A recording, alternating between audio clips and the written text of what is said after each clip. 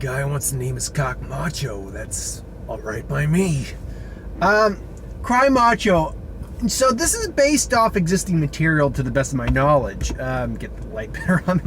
To the best of my knowledge, this is based off existing material. I actually haven't seen a Clint Eastwood movie in a little while. I think the last one I actually saw, to the best of my knowledge, in theaters was Jersey Girl. Or Jersey Boys, Jersey Boys. About Frankie Valli in the Four Seasons. And that was directed by him, not starring him. I didn't see The Mule. My dad saw it and he liked it. So this is the first time in a while I've seen Clint Eastwood direct, act, star, all that. The last one I really remember him in was Gran Torino, and that was years ago. And I really liked Gran Torino a lot.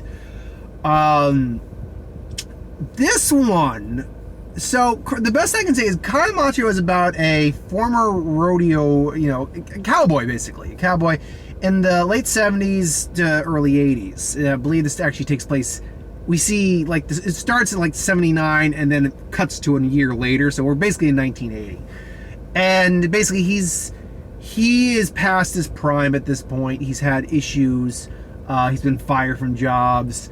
And he's tasked by a friend of his, the guy, an old friend of it, old employer, to go get his son in Mexico. The son's kind of, is unruly, and it's him bonding with the kid and trying to get him back while, avoiding, obstacles, people, all that. That's the general gist of the movie, and I'm guessing the story. I will say this is not my favorite Clint Eastwood movie. Not by a long shot. But I feel like this has probably the most one of the most satisfying endings to a Clint Eastwood movie, and also one of the most satisfying endings I've seen in a movie in a while. Clint Eastwood is great in the movie. I would be shocked if he maybe didn't get a Best Oscar actor consideration award. Honestly, no joke. From movies I've seen and I know have come out, he's at least in the discussion, I think, for best movie or best actor, lead actor. He's fantastic in this movie.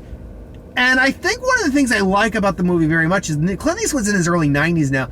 They don't shy away from that. Clint Eastwood was deck a guy at one point, absolutely. And he has a gun on someone in the movie at one point. But I like the writing. I believe he's doing that. I mean, the rodeo style writing, I do believe someone else is doing that because we get shots of that from a distance. But I believe he's doing the writing. I believe him when he's when he's still got that tough guy attitude to him. You still probably wouldn't want to mess with this guy, but at the same time, they don't shy away from the fact that this is an older man. This is an older guy, and he's a guy who's who's pretty much past his prime, who's made a lot of mistakes in his life, and he acknowledges it.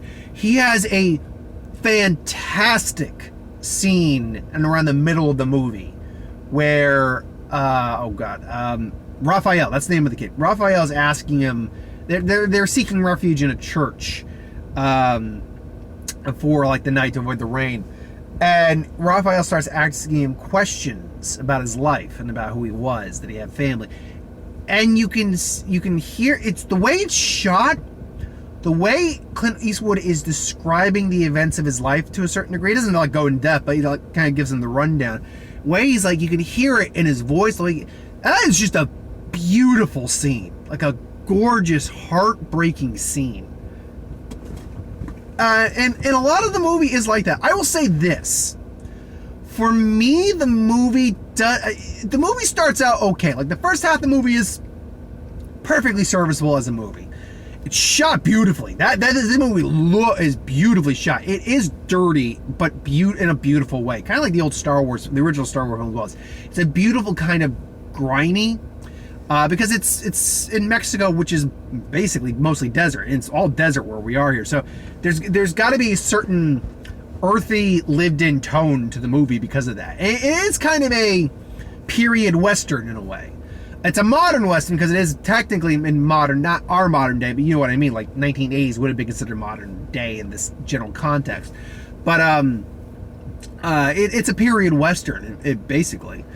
It's shot beautifully, but up until we get to about the halfway through the movie, it's It's doing fine. The kid is off and on likable, but I think that's the point of the kid, because he's a kid who, you know, you see in the trailer, it's like, you know, he's macho, like me, you know, macho, strong. It's like, and Clint Eastwood even says in the trailer, and it points out later on in the movie, it's like, yeah, this whole macho thing is not what it's not what it's cracked up to be. Like, the macho stuff is bullshit. It's bullshit. You want to prove you got grit, you want to be strong. Stop saying you have grit and you're strong. Stop saying you're macho. People who have grit, people who have strength, people who are strong don't need to say that shit. They just don't do it. That someone who isn't strong is who's trying to put up a front and prove they're strong is someone who says that shit. But ultimately, they're just scared, and you're just trying to put on a front, and that's what the kid ultimately is. He's not. The kid also isn't weak. Like he's not like a true, like, he's not a wuss. He does have strength to him. It's just that he's been raised in such an environment where he needs to, and that, you know, the environment he's escaping is a pretty freaking toxic and hostile one to boot. Like, it's not a good environment he's in. Which makes it all the more difficult when we realize, like, the both sides of the coin. There is no easy answer to the situation, because there's things we get revealed on the father's side. There's plenty of things that get revealed on the mother's side. The mother's a piece of work in this movie. I won't say anything more than that. But really, where the film picks up for me, and it is the second half of the movie, but really it is the middle of the movie for me, where they keep having to hop from car to car because their car first gets stolen, then they gotta steal a car, then they gotta steal another car. But they're stuck in like 2 weeks in this town. And you get to know these people. Particularly, there's a woman who immediately looks at Clint Eastwood. 91, 92-year-old Clint Eastwood. And the woman has much shared experiences with his character, but is looking at him like she's giving him the fuck me eyes hard. I'm like, hey man, and I don't know the actress. But you know, she was a very attractive woman in her own right. But you see them bond, and you see them, you know, just grow to really care about each other and really kind of, you know, like each other. And that for me is really where this movie picks up. Right when they hit that town, that's where this movie starts to like sing almost for me. Like, that's where like the beauty of the storytelling really catches hold. You know, this old broken cowboy who suffered so much, lost so much, and like they do not sugarcoat what he has done to himself, what he's lost in his life, and yet him being able to not just help a kid, but find some happiness again, at least for a fleeting moment. That really actually resonated with me to a degree because of my own father, who, you know, my father's still healthy and active, but my father's in his 70s, and he's still very spry. You wouldn't know, you wouldn't think he's 70s. You think he's at least a decade younger, but I've gone on record saying what's happened in my life that caused me and my father and my family a lot of grief. And, you know, I honestly see Clint Eastwood kind of like as my dad in this. Like, I feel like my dad could really resonate with this movie a lot. And I'm not going to say what the ending is. I will just say, at least for a Clint Eastwood movie, it is probably one of the most beautiful endings you could have. Like, one of the most picture perfect, sweet, beautiful endings you could have. And honestly, it's one of the most... It just gave me a nice feeling ending. Like, with Godzilla vs. Kong, I'm like, that's an ending. Yeah! Free Guy had a great ending. Shang-Chi had a fun ending. This is an ending, though, that really resonated with me. That really had some meaning to me. And I really appreciated that. If I would raise it, I would also say one other thing, too, is that because we're in Mexico, we get a lot of Mexican being spoken. But they do an interesting thing where it's like they will narrate things that you probably need to know, but there's a lot where characters are talking, they're speaking Spanish, and you don't see the subtitles. Instead, you have so you don't know, if you don't know Spanish, you don't know what they're saying until the kid usually is the one who's translating. And I actually like that, because you also have to learn what the hell she said, what the hell like the woman says too. So I like that. What really kind of hurts isn't the right. What maybe hinders this from being an amazing film for me is the fact that the first half is just kind of okay. It's not even okay. It's good. The first half is good and solid. The acting is good. The story arc is good. Great. It's just. I wish it could have been that middle of the second half where it really just like, I am just invested now. I am so in on this movie.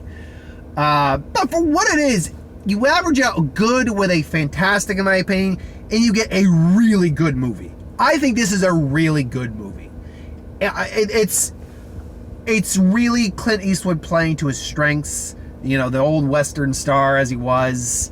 And he's more than the Western star, absolutely, as an actor. But we know, especially from the, I think, 50s and 60s, he was the Western star, definitely. But yeah, this movie, I think is definitely going to get some Oscar, at least consideration. I don't know if it's going to win anything, but it's going to get some consideration. And I think whatever it gets, it deserves the consideration. I hope it wins at least something. I would at least put a nomination in for Clint Eastwood for Best Lead Actor. Definitely, I would put it in for him.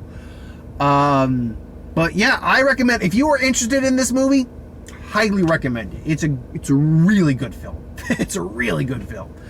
I just wish it were a fantastic. It's going to be in my top 10 so far of the year. I can say that right now. It will be in my top 10 of the year.